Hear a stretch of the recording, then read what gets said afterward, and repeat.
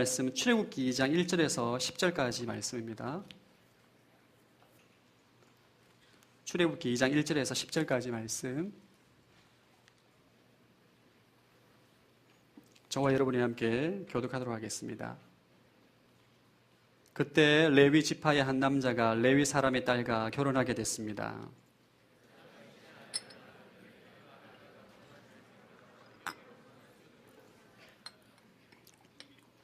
그러나 더 이상 숨길 수 없게 되자 여자는 갈대 상자 하나를 준비하고 거기에다 역청과 송진을 바르고 아기를 그 안에 넣었습니다. 그리고 갈대 상자를 나일 강둑을 따라 나 있는 갈대 사이에 두었습니다.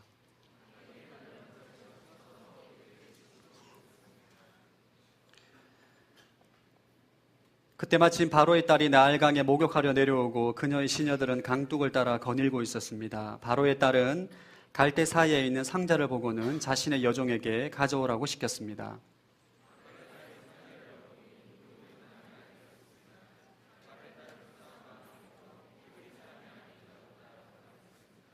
그때 아기의 누나가 바로의 딸에게 제가 가서 공주님 대신에 아기에게 젖을 먹일 히브리 여자를 한 명 데려올까요? 라고 말했습니다.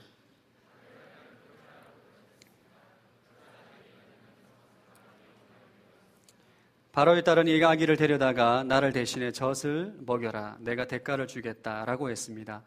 그리하여 그 여인은 아기를 데려다가 젖을 먹여 키웠습니다. 아이가 어느 정도 자라자 그녀는 아이를 바로의 딸에게 데려다 주었고 아이는 그의 아들이 됐습니다. 바로의 딸은 내가 그를 물에서 건졌다라고 하며 이름을 모세라고 지어주었습니다. 아멘. 말씀 충만하십시오. 성령 충만하시기 바랍니다. 제가 한번 기도 한번 하겠습니다. 하나님 아버지 감사합니다. 오늘 선포되는 말씀이 우리 심령에 우리의 영이 회복되게 하시고 주의 말씀이 내 인생을 변화시킬 수 있는 생명의 말씀이 되게 하시고 하나님 주신 말씀을 온전히 순종함으로 나아갈 수 있는 순종의 사람들 되게 하여 주옵소서. 예수 그리스도 이름으로 기도합니다. 아멘. 지난주부터 출애굽기 말씀을 함께 나누고 있습니다. 출애굽기는 우리 인생 가운데 역사하시는 하나님의 섭리를 가장 잘 보여주는 성경입니다. 하나님께서 우리 인생 가운데 어떻게 개입하시는지, 어떻게 우리 인생 가운데 당신의 뜻을 이루시는지를 출애굽기에 보면 아주 구체적으로 생생하게 묘사하고 있는 성경이 바로 오늘 우리가 함께 나누게 될 출애굽기 말씀입니다. 지난주에는 하나님께서 역사의 주인이신 하나님께서 우리 인생 가운데 어떻게 섭리하는가, 하나님께서 우리 인생 가운데 번영의 때를 주시고 고통의 때를 주시면서 우리를 다루시고 우리 가운데 당신의 뜻을 역사하신다 함께 공부를 했습니다. 우리 인생 가운데 번영의 때가 있습니다. 축복의 때가 있어요. 하나님께서 우리 가운데 복을 주실 때가 있습니다. 왜 복을 주시는가? 왜 번영의 때를 허락하시는가? 하나님께서 우리 가운데 번영의 때와 축복을 주시는 것은 우리를 쓰기 위함입니다. 우리를 사용하기 위해서 복을 주시고 축복하셔서 우리를 쓰시기 위해서 준비하는 시간이 바로 번영의 시간이다. 그러나 고통의 때는 왜 우리 인생 가운데 허락하시는가? 하나님 우리 인생 가운데 고통을 허락하시는 이유는 그 고통의 때에 하나님의 약속을 기억하고 하나님께 기도함으로 우리가 주님 손에 쓰기에 합한 하나님의 사람으로 연단하기 위해서 우리 가운데 고통의 때를 허락하신다. 이것이 우리 인생 가운데 주님께서 역사하시는 하나님의 섭리임을 함께 공부를 했습니다. 오늘 나누게 될 본문은 모세의 탄생에 관련된 내용입니다. 모세가 어떻게 태어났는지.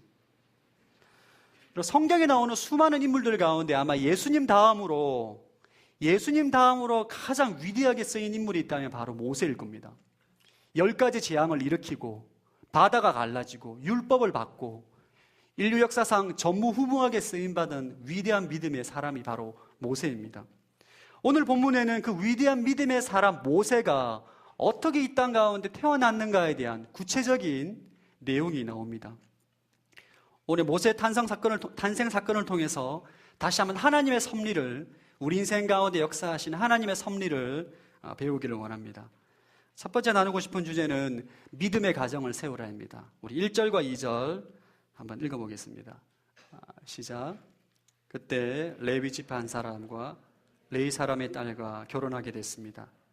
여자가 임신의 아들을 낳았는데 그 아기가 너무나 잘생겨 3개월 동안 숨겨두고 키웠습니다. 1절에 결혼에 동그라미를 한번 해줘. 동그라미. 예. 동글라미 아니라고 하더라고요. 동그라미. 예. 제가 새벽 스텝한테 굉장히 요즘 훈련을 받고 있습니다. 모든 잘못된 발음, 억양 지적당하고 있습니다. 2절에 보면 아들의 동그라미를 한번 쳐주시기 바랍니다. 모세의 부모님에 대해서 나오는데, 모세는 레위 지파의 한 남자와 레위 지파의 여자가 결혼해서 아들을 낳았는데 그가 바로 모세입니다. 아버지 이름은 아므람, 엄마의 이름은 요게벳이라는 부부예요. 이때는, 모세가 태어나는 이때는 이 바로가 이스라엘 민족이 너무나 강대해지는 것을 막기 위해서 태어난 아이가 남자아이면 다 나일강에 빠뜨려 죽여라, 나일강에 던져라 명령했던 때입니다. 그래서 남자아이가 태어났을 때 만약에 나일강에 던져서 죽이지 않으면 모든 일가족이 몰살당하는 어마어마한 공포정시의 시대였어요. 이때 모세가 태어났습니다. 부모님은 모세가 딱 태어나자마자 아들인 거죠. 너무 놀란 거죠. 근데 모세를 보니까 너무 잘생겼더라.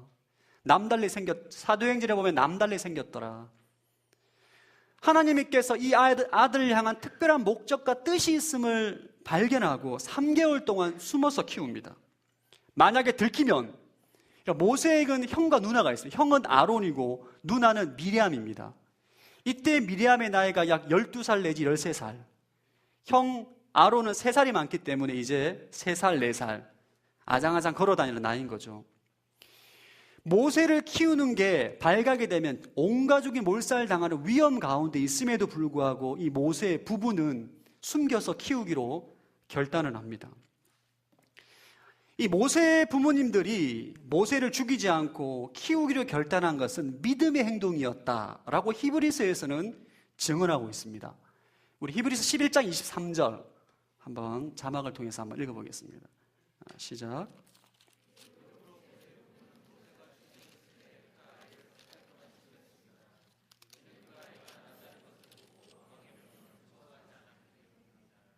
예, 히브리서 11장은 여러분 믿음장입니다. 이 땅 가운데 살았던 수많은 믿음의 사람들이 나열이 되어 있어요. 우리가 잘 알고 있는 노아, 아벨, 다윗, 삼손, 유명한 사람들이 다 나열되어 있는데 모세의 부모님이 그 안에 들어가 있어요. 믿음으로 모세의 부모는 모세를 출생했다. 모세의 엄마 아빠가 이 아들이 모세가 너무 잘생겨서 그냥 살려두고 키우려 결단한 것이 아닙니다. 그들은 하나님의 뜻을 발견했고 하나님의 목적을 발견했고 하나님을 신뢰하기 때문에, 하나님 말씀하셨기 때문에 믿음으로 순종한 거예요. 가족의 모든 생사가 걸려있는 믿음의 결단인 거죠. 3개월 동안 모세를 몰래 키웁니다. 오늘 본문 말씀을 통해서 우리가 발견하는 사실은 모세의 부모님이 믿음의 사람이었다는 거예요. 모세의 부모님은 신실한 하나님을 경외하는 믿음의 사람이었다는 것을 우리가 발견하게 됩니다. 저를 한번 따라합시다. 하나님은 믿음의 가정을 사용하신다. 하나님은 여러분 이스라엘 백성들을 구원하기 위해서 사람을 선택해야 되는데 이스라엘 200만 명이나 되는 엄청나게 많은 사람들 가운데 어떤 가정을 선택하시나? 모세의 가정을 선택합니다. 모세의 부모님을 선택하는 거예요. 모세의 부모님 사이에 태어난 모세를 선택을 하는 것입니다. 왜 하나님께서 모세의 부모와 모세의 가정을 선택을 했는가? 모세의 부모님이 신실한 믿음의 사람이었기 때문입니다. 이 당시는 이스라엘 민족이 애굽 땅에 정착한 지 약 300년이 넘은 때입니다. 300년 동안 이 이스라엘 민족들은 여호와 하나님의 신앙이 굉장히 많이 흐트러졌습니다. 애굽 신을 섬기는 우상 숭배자들도 있고 애굽 땅가에는 수많은 음란한 문화를 받아들여서 애굽 사람처럼 동일하게 살아가고 있는 수많은 이스라엘 사람들이 있었어요. 그러나 그들 가운데 아브라함이 가졌던, 이삭이 가졌던, 야곱이 가졌던 여호와 하나님의 신앙의 명맥을 가지고 있는 사람이 바로 모세의 부모였다는 거예요. 하나님께서 모세의 부모를 집중하시고 모세의 부모 가운데 태어난 모세를 선택을 합니다. 여러분, 하나님께서는 이스라엘 백성을 출애굽시키는데 모세만 사용한 것이 아닙니다. 모세의 부모님도 사용했고 모세도 사용했고 모세의 형 아론은 대제사장이죠. 초대 대제사장, 미리암은 예언자입니다. 온 가족을 통째로 하나님께서 이스라엘 백성을 구원하는 데 사용을 하신 거예요. 하나님은 이 땅 가운데 당신의 뜻을 이루기 위해서 믿음의 가정을 사용하시는 예가 굉장히 많습니다. 성경에 보면 굉장히 많이 나옵니다. 예수님의 부모도 굉장히 신실한 분들이었습니다. 예수님의 엄마 마리아는 천사가 나타나서 내가 성령으로 잉태하게 될 것이다. 그 당시에 2000년 전에 처녀가 애를 가진다는 것은 돌에 맞아 죽는 일입니다. 걸리면 다 죽게 돼 있어요. 그런데 마리아는 천사가 그 말씀을 선포했을 때 주의 말씀이 나에게 이루어지기를 원합니다. 아멘 한 거죠. 여러분에게 꿈에 천사가 나타나서 내가 처녀가 잉태를 할 것이다. 아멘 한 거예요. 아멘. 이것은 여러분 보통 믿음이 아닙니다. 사실 누가 성령으로 잉태되었다라는 것을 말했을 때 누가 믿어주겠어요? 마리아는 자신의 목숨보다도 하나님 말씀이 내 인생 가운데 이루어지는 것이 더 소중하게 생각한 믿음의 사람인 거죠. 요셉은 또 어떻습니까, 여러분? 어느 날 정혼한 여인 마리아가 임신한 사실을 듣게 됩니다. 유대의 결혼 풍습은 1년 전에 약혼을 하고 1년 후에 결혼식을 하게 되는데 1년 동안에는 서로 순결하고 정결한 삶을 살아가게 돼 있어요. 부부 관계를 가질 수 없습니다. 그런데 어느 날 1년 후에 결혼하기로 한 이제 6개월 남았는데 마리아가 임신했다는 소식을 듣게 된 거예요. 사실 미치고 환장을 노릇인 거죠.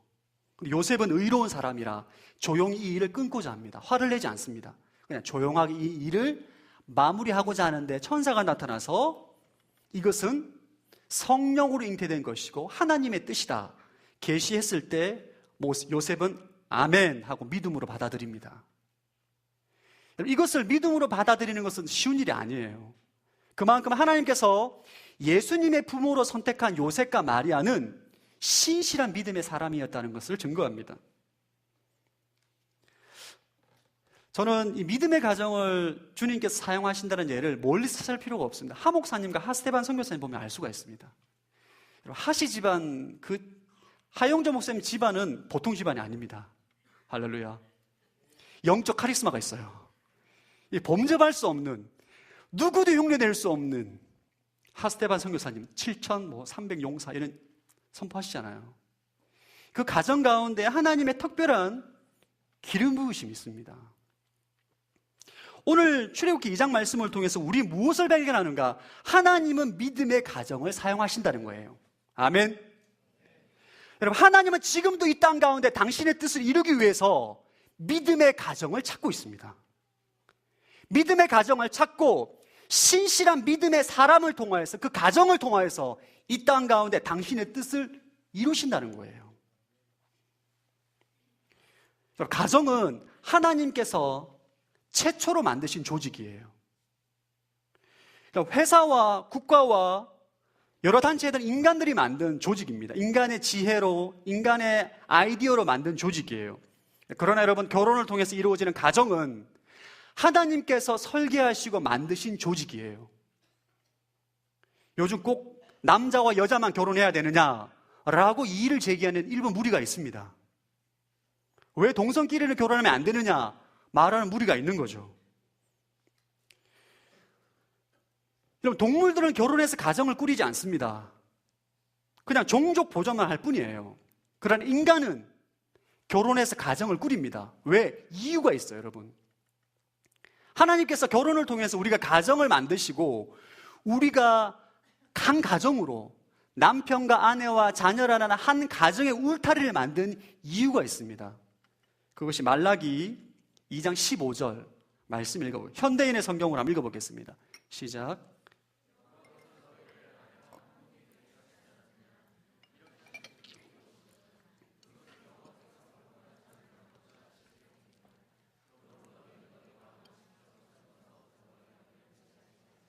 자막을 띄워주시기 바랍니다.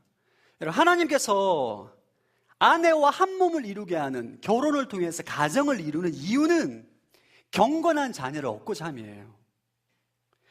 하나님께서는 태초에 남자와 여자를 만드시고 결혼을 통해서 한 가정을 이루게 하셔서 그 가정 안에 믿음의 부모에게 신앙으로 양육받아서 경건한 자녀가 양육되어지는 것을 목적으로 하셨어요. 그러니까 우리 가정에는 믿음의 자녀가 배출되는 가장 안전한 조직으로 하나님께서 가정을 만드셨다는 거예요. 그래서 하나님은 이 경건한 가정, 믿음의 가정을 통해서 당신의 뜻을 이루어 가십니다. 이것이 하나님의 뜻이에요. 그러니까 마귀는 이것을 너무나 잘 알고 있기 때문에 오늘날 여러분, 마귀는 가정을 깨트리기 위해서 수단과 방법을 가리지 않습니다. 마귀가 깨트리고자 하는 조직이 두 가지가 있어요. 첫 번째 가정, 두 번째 교회예요. 마귀는, 사탄은 대제국에 관심이 없습니다. 왜냐하면 대제국은 그들의 밥이거든요. 마귀가 가정과 교회를 무너뜨리면 하나님의 뜻이 이 땅 가운데 이루어질 수 없다는 것을 알고 있기 때문에 끊임없는 가정을 공격합니다. 성적인 타락으로 부부가 깨지게 유혹하고, 요즘엔 동성애 결혼이 있죠. 결혼 제도 자체를, 가정을 완전히 무너뜨리는 사단의 교묘한 작전이 바로 동성끼리 결혼해서 가정을 가지는 거예요. 자, 여러분들 가운데 영적 분별력을 가지기를 축복합니다. 전 여러분들이 지금 수많은 청년들이 지금 결혼을 위해서 준비하고 기도하고 있는 걸로 알고 있습니다. 맞죠? 여러분이 결혼을 위해서 기도하고 준비할 때 많은 청년들이 결혼의 목표를 잘못 생각하고 있어요. 많은 청년들이 결혼을 통해서 행복한 가정을 이루는 것을 목적으로 합니다. 그것은 쉽지 않습니다. 잘못된 목적 설정입니다.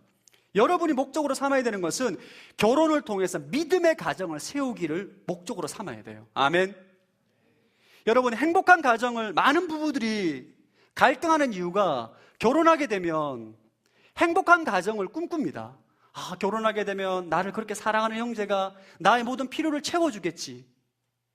나를 그렇게 사랑하는 아내가 나의 모든 필요를 채워주겠지. 그러나 결혼하면 배우자가 나의 필요를 채워주지 못합니다. 불가능해요. 해보십시오, 여러분, 결혼을. 절대 배우자가 여러분의 필요를 채워주지 못합니다. 못해요. 진짜라니까.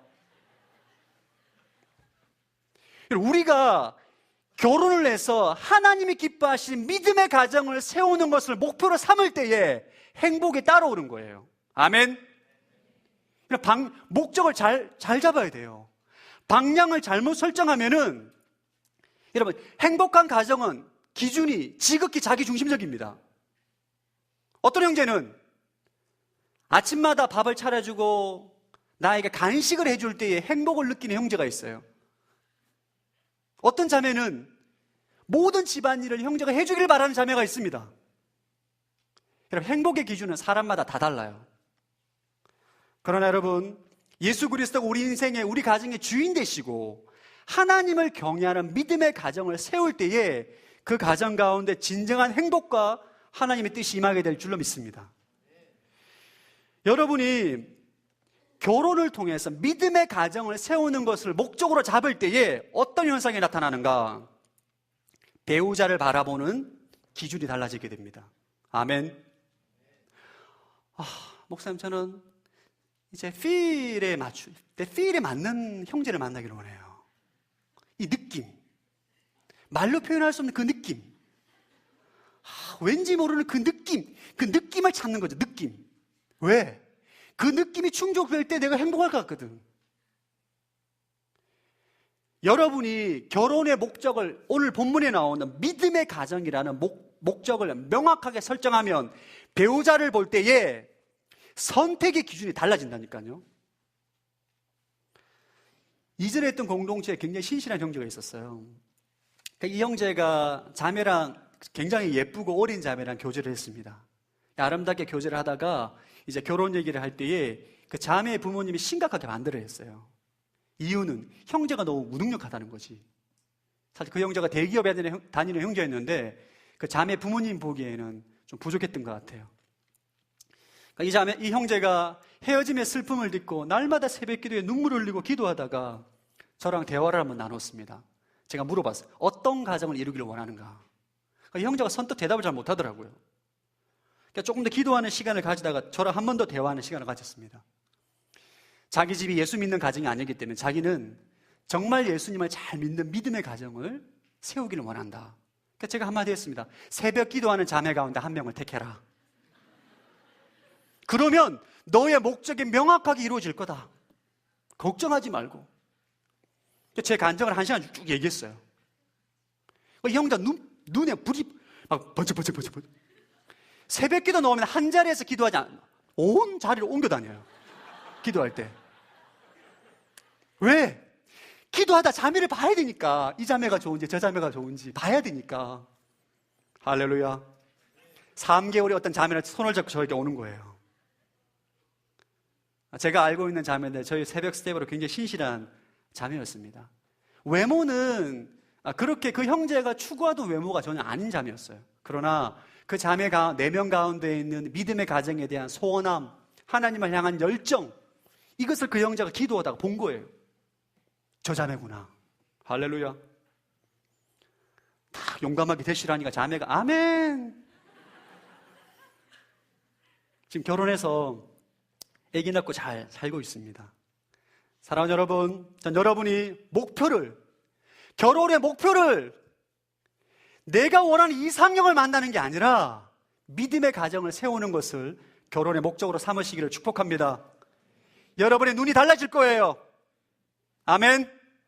아멘 따라 해주세요. 아멘. 여러분의 눈이 달라질 거예요. 할렐루야.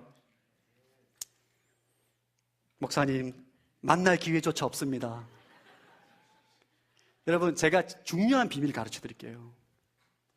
여러분, 하나님은 여러분이 믿음의 가정을 이루시기를 원하실까요? 안 원하실까요? 하나님은 정말 진심으로 원하세요.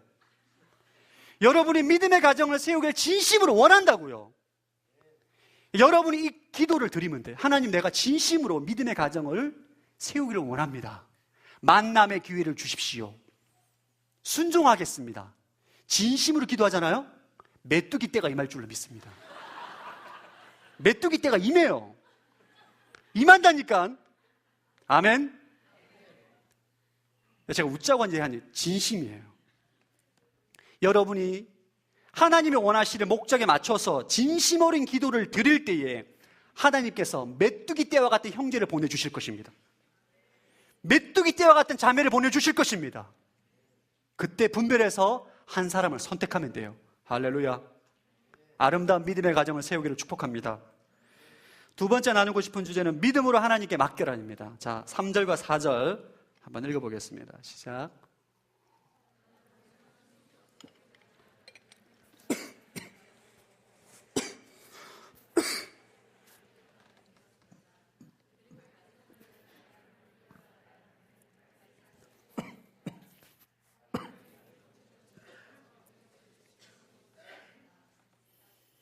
예, 3절에 더 이상 숨길 수 없게 되자 줄을 한번 그어주시기 바랍니다.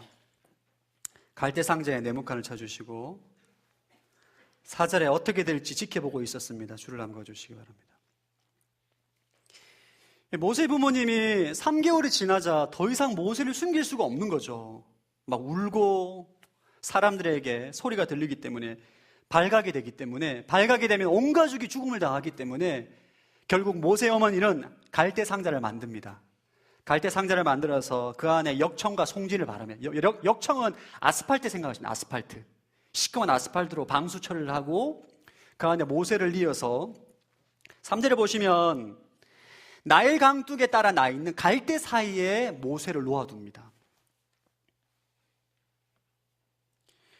여러분, 모세가 갈대 상자에 나일 강둑에 놓아있을 때 4절에 보면 아기의 누나 미리암은 멀찌감치 서서 어떻게 될지 지켜보고 있었더라. 성경은 기록하고 있어요. 온 가족의 절대절명의 위기 앞에서 모세의 부모님과 어머님은 무엇을 선택하는가? 결국 하나님께 맡기기로 결정합니다. 모세의 생명을, 모세의 운명을 믿음으로 하나님께 맡기는 거죠. 우리 잠언 16장 3절 말씀 한번 읽어보겠습니다. 잠언 16장 3절 시작.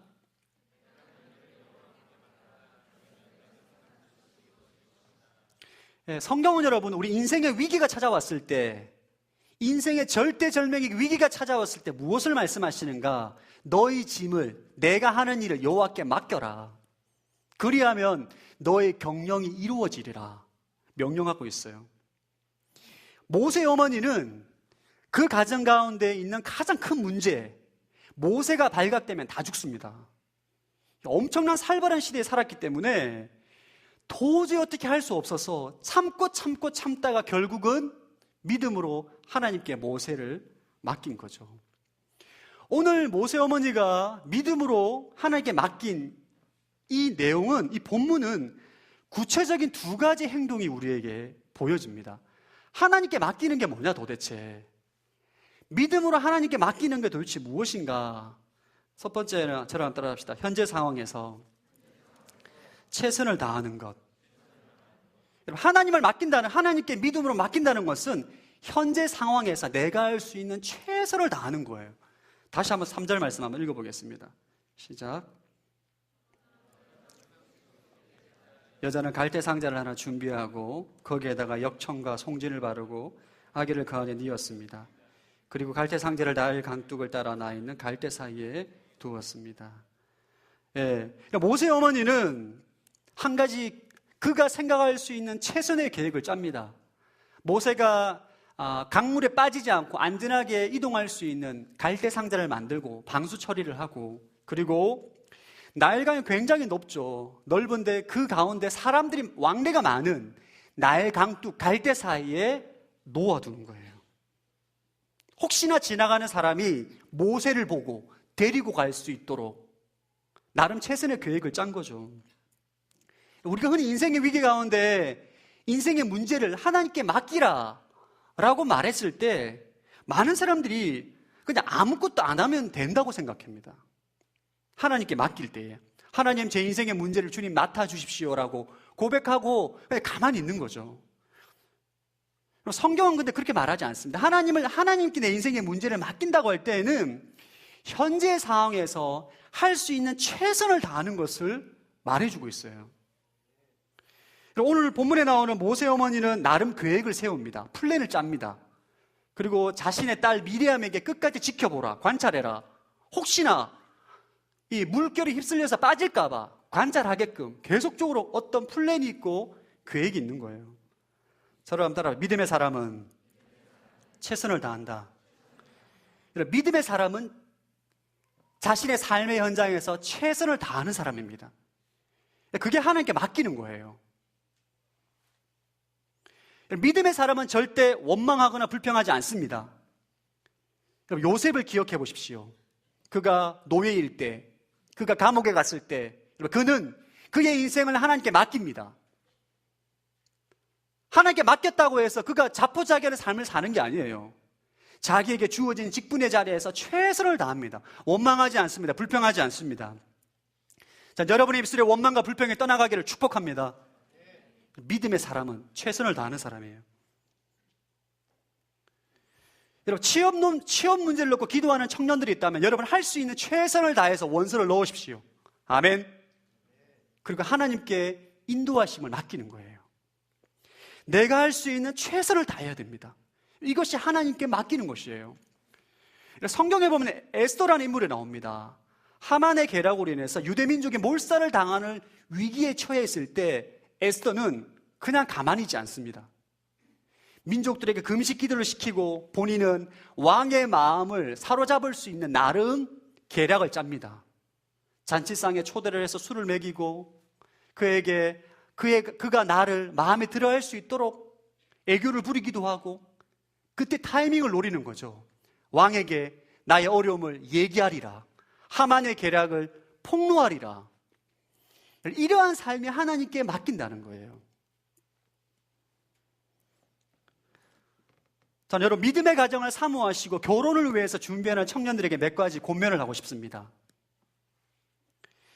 결혼을 하고 싶어 하면서 아무런 노력을 하지 않는 청년들이 굉장히 많은 것 같아요. 할렐루야. 우리 형제님들 너무 소극적입니다. 교회 형제들 너무너무 소극적이에요. 아니, 만나야 결혼을 하지, 만나야. 할렐루야. 우리 교회 공동체 안에서 형제들이 자매들에게 무분별 대시하는 건 문제가 되겠죠. 그러나 기도하고 마음에 품고 있는 자매가 있을 때 용기 있게 다가가십시오. 할렐루야. 하나님께서 도와주실 줄로 믿습니다. 우리 자매님들 너무 원천 차단해, 형제들을.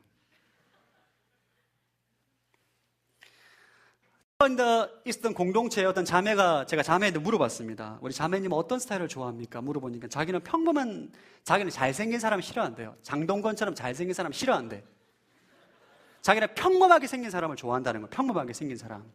그래서 어떤 사람이 평범한 얼굴이냐 물어보니까 공유라고. 나 화가 났어, 화가. 여러분, 나 정도 돼야 평범한 얼굴이에요. 자매님들, 공유는 겁나게 잘생긴 얼굴입니다. 그런 형제 주위에 없어요.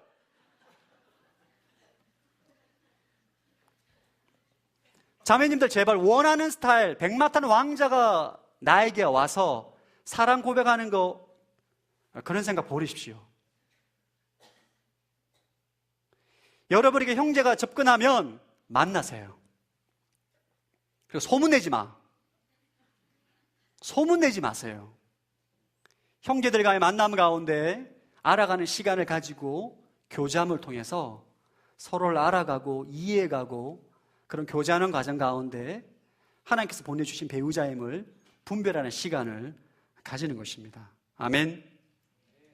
여러분들 가운데 2015년도에 결혼의 축복이 있기를 축복합니다. 아니, 이거 말씀이 선포될 때 아멘하고 받아봐야 돼. 2015년도에 W 공동체 결혼의 축복이 있기를 축복합니다. 아멘. 믿음의 가정을 세우시기를 축복합니다. 인생의 위기가 찾아왔을 때 그리스도인이 할 수 있는 최선의 선택은 기도하는 거예요. 여러분, 기도는 하나님의 자녀라면 누구나 할 수 있습니다. 여러분, 기도는 누구나 할 수 있어요. 몸이 아픈 사람은 침대에 누워서 기도할 수 있고 의자에 앉아서 기도할 수 있고 굳이 교회에 나오지 않더라도 얼마든지 기도할 수 있습니다. 여러분들 가운데 인생의 위기 가운데 있는 분들이 있다면 최선을 다해서 기도하기를 축복합니다. 여러분, 혼신임을 다해서 기도해 보십시오. 하나님께서 여러분 인생 가운데 개입하실 줄로 믿습니다. 이번 40일 새벽 예배 때 여러분 인생에 문제가 있다면 포기하지 마세요. 목사님, 저는 작년에 40일 새벽 예배 완주했는데 내 인생에 변화가 없었습니다. 한 번 더 하면 돼요. 올해 안 되면 내년 또 하는 거야. 여러분, 40일 새벽 예배 40일 일수가 채우는 게 중요한 게 아니에요.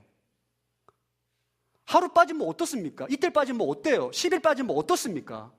내 마음의 중심이 내 인생의 문제를 놓고 하나님 앞에 전심으로 기도하고 도움을 구하는 거, 이게 하나님의 백성들이 할 수 있는 최선의 선택인 줄로 믿습니다.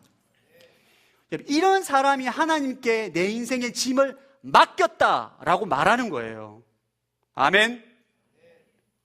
여러분, 40일 우리 교회는 너무 좋은 게 집이 멀어서 못 가는 사람 말 못해요. 정력에 다 있습니다. 서빙고, 양재, 부천, 수원, 여의도. 전 여러분들이 여러분 인생 가운데 고민하고 있는 그 인생의 문제, 많은 분들이 결혼의 문제로 고민하고 기도하고 있는 걸로 알고 있습니다. 하나님을 신뢰하십시오. 그분에게 전심으로 은혜를 간구하기를 축복합니다. 아멘. 하나님에게 맡긴다는 것은 현재의 상황에서 최선을 다하고 난 다음에 두 번째 행동을 우리가 모세의 어머니로부터 우리가 발견할 수가 있는데, 두 번째 뭐냐면 하나님의 역사하심을 기대하는 거예요. 자, 4절 말씀 한번 읽어보겠습니다. 4절 시작.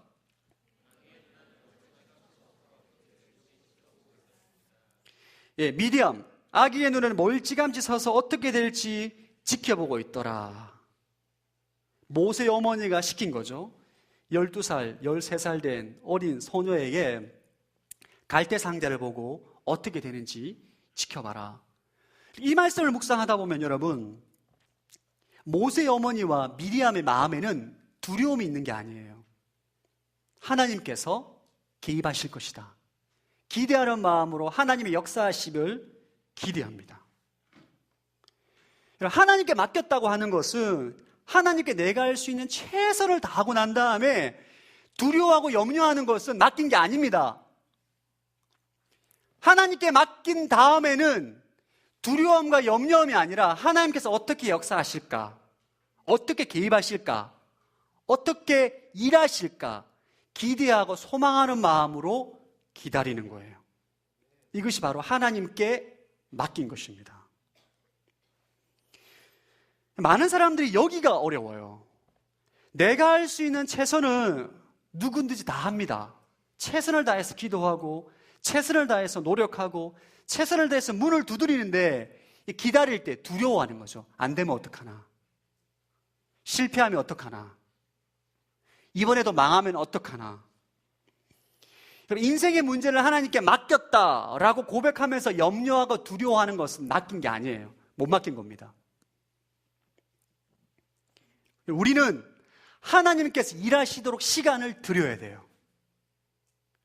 여러분이 인생의 문제를 놓고 최선을 다하고 기도하고 맡기고 난 다음에 하나님께서 일하시도록 시간을 드려야 돼요. 여러분이 기대하는 마음으로, 믿음으로, 그분의 선하심을 믿음으로 기다리는 거죠. 저는 저희 집에 아들과 딸을 볼 때마다 하나님께 맡긴다는 걸 다시 한번 공부하게 됩니다. 저희 집에 아들 샘물이는 장난감을 만지다가 고장나거나 문제가 있으면 저한테 찾아와서 해결해달라고 말합니다. 맡기고 본인은 걱정하지 않아요. 레고 장난감을 맞추다가 갑자기 레고가 부서지면, 여러분 레고 굉장히 어렵습니다. 저는 너무 어려워요. 아버지한테 아빠한테 와서 고쳐달라고 말해요. 본인은 걱정하지 않고 자기 일을 합니다.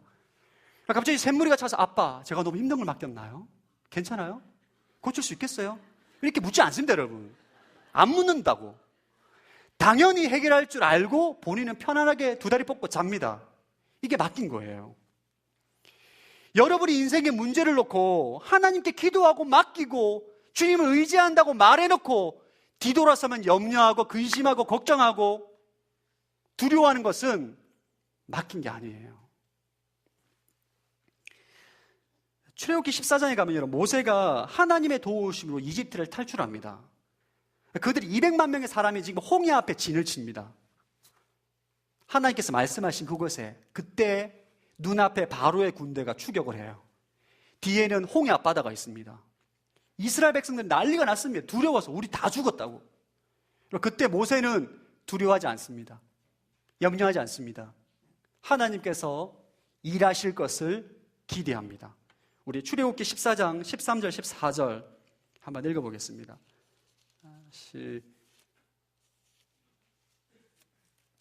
출애굽기 14장 자막이 제가 읽어드릴게요. 모세는 이스라엘 백성들에게 말했습니다. 두려워하지 말라. 굳게 서서 여호와께서 오늘 너희에게 베푸실 구원을 보라. 너희는 이 이집트 사람들을 다시는 보지 못할 것이다. 여호와께서 너희를 위해 싸우실 것이 너희는 그저 가만히 있기만 하면 된다. 우리가 하나님 앞에 최선의 것을 드리고 내가 할 수 있는 모든 것을 다 하고 난 다음에는 기다리는 거예요. 하나님께서 일하시도록, 개입하시도록. 저를 한번 따라서 믿음의 사람은 기다린다. 믿음의 사람은 기다릴 수 있어야 돼요. 두려워하고 염려함으로 기다리는 게 아니라 하나님께서 내 인생 가운데 개입하셔서 역사하실 것을 믿는 거예요. 오늘 본문에 보면 가장 많이 반복되는 단어가 그때입니다. 그때. 1절에 보면 그때 레위 지파 한 남자와 레위 사람의 딸과 결혼하게 되어서 모세를 낳았더라. 언제?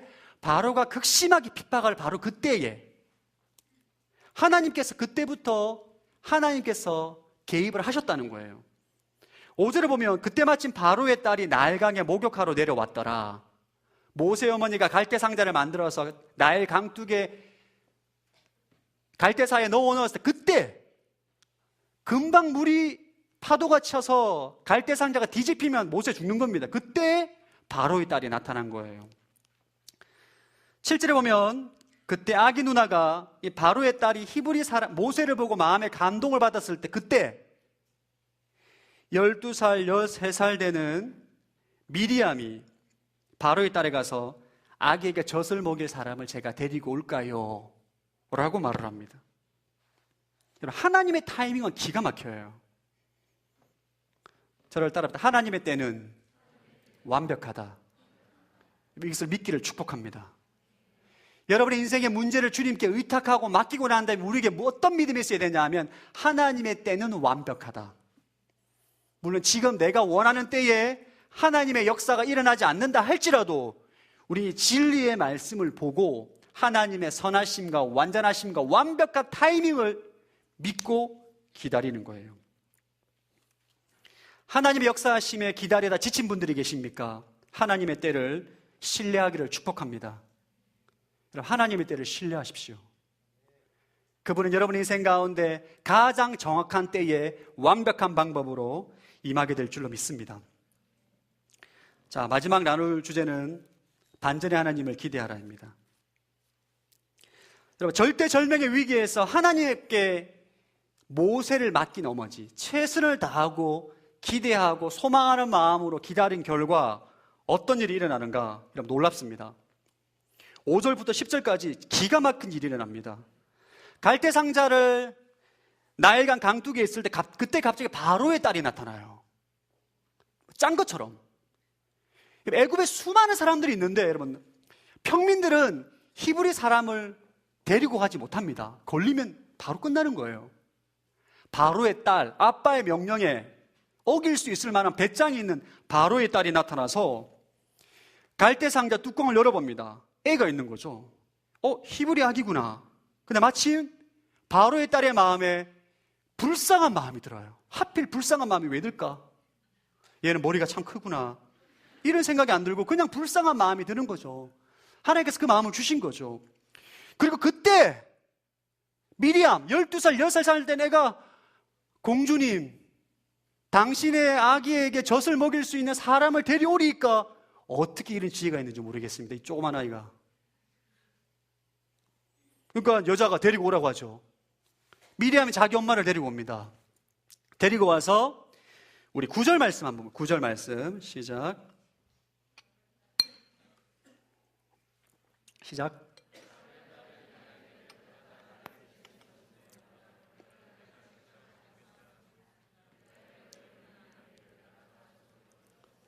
네, 놀라운 일이 벌어졌습니다. 갑자기 아기 엄마가 자기 아기한테 젖을 먹이는 내가 대가를 주겠다.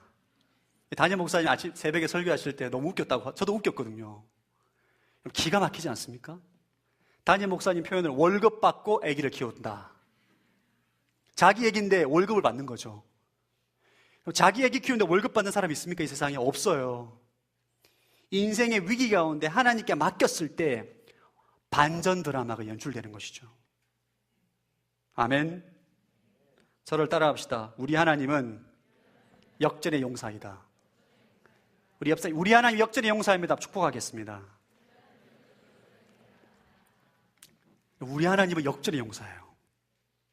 반전 드라마의 대가. 아무도 상상할 수 없는, 지금 내 사랑하는 아들을 죽일 수밖에 없는 상황인데 믿음으로 하나님께 맡기고 하나님께서 역사하셔서 개입하셔서 행하실 것을 기대하는 인생에게 주님께서 월급 받고 아이를 키울 수 있는 엄청난 축복을 준 거죠. 반전 드라마입니다. 우리가 믿는 하나님이 이런 분이시라는 거예요. 근데 조건이 있습니다. 믿음이에요. 하나님을 믿어야 돼요. 하나님께 내 인생의 짐을, 인생의 문제를 믿고 맡길 때에 홍해가 갈리는 거예요. 여리고성이 무너지는 것입니다. 골리앗이 쓰러지는 거예요. 이것이 오늘 본문에서 우리에게 말씀하고 있는 하나님의 말씀입니다. 아멘. 전 여러분의 인생의 모든 문제를 믿음으로 하나님께 맡기기를 축복합니다. 여러분이 할 수 있는 최선을 다하십시오. 최선을 다해서 계획을 수립하시고 실천하시고 기도하십시오. 그리고 하나님께 맡기세요. 주님 개입하여 주십시오.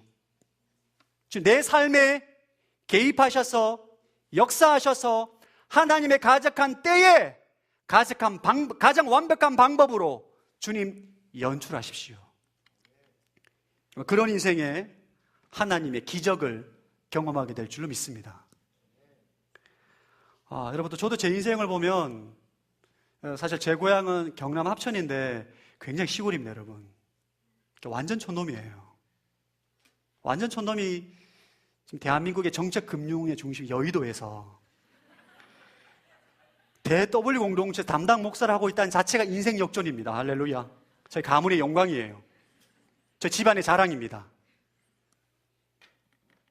전 여러분의 인생에 하나님의 반전 드라마가 연출되기를 축복합니다. 여러분, 인생에 문제가 있다면 그걸 가지고 염려하고 두려워하고 절망하지 마십시오. 여러분이 모세의 부모님보다 더한 위기일 수도 있고 아닐 수도 있어요. 그러나 우리가 모세의 부모님을 통해서 배우는 것은 믿음으로 우리 인생의 문제를 주님께 맡길 때에 우리 인생이 반전된다는 것입니다. 아멘. 하나님의 구원이 임하게 된다는 것입니다.